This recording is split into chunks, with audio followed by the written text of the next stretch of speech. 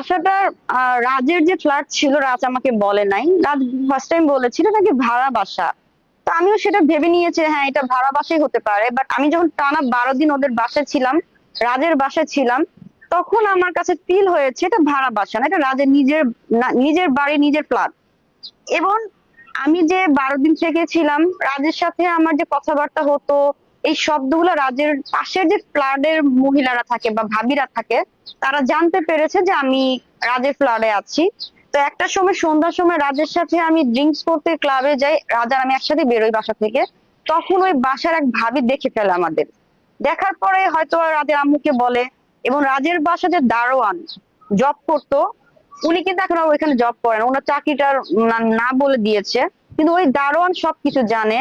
রাজ আমাকে চিৎকার করে তার ফ্যামিলি, তার পুরা এলাকার লোকদের বলতো যে নূপুর আমার গার্লফ্রেন্ড, নূপুর আমার গার্লফ্রেন্ড। এখন যে ছেলে চিৎকার করে বলে যে নূপুর আমার গার্লফ্রেন্ড, তা আমি যখন ওর পাশে নাই, আমি যখন ওর পাশে ছিলাম তখন সে চিৎকার করে বলতো। আর আজকে আমি ওর পাশে নাই, আজকে পোলা সরা ফেলছে তার ফ্যামিলি, তাকে সরা সরা বুঝায়। আমি এটা কি ভেবে নিবা?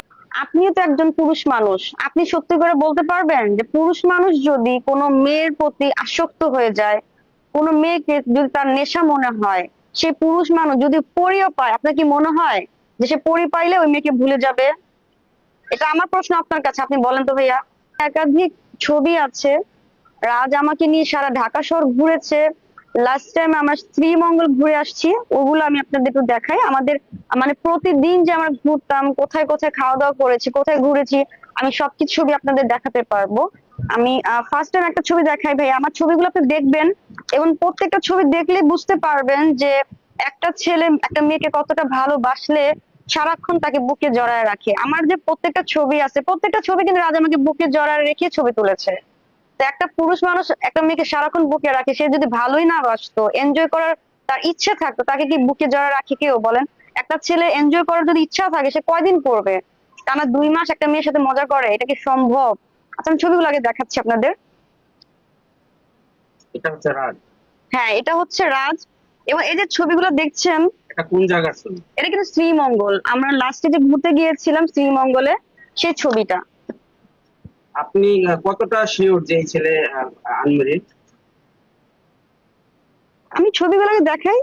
আচ্ছা দেখ। এই দেখেন ভাই, এটাও কিন্তু বুকে জড়িয়ে রাখছে আমাকে, এর আগেরটাও কিন্তু বুকে জড়িয়ে ছিল। এটা গেল, আমি আরো দেখাচ্ছি। এই যে এটা হচ্ছে আমরা 300 ফিট যখন লাঞ্চ করি দুপুর টাইমে, ওই সময়ের ছবিটা। এই যে এই ছবিটা যখন আমরা তুলি, তখন কিন্তু রাজ আমার সাথে ফিজিক্যাল রিলেশন করে নাই। তার আগের ছবি কিন্তু এগুলো দেখেন। তো একটা ছেলে একটা মেয়ের শরীর না পাওয়ার পরেও তার পাশে কিভাবে থাকে। আচ্ছা আরো দেখাই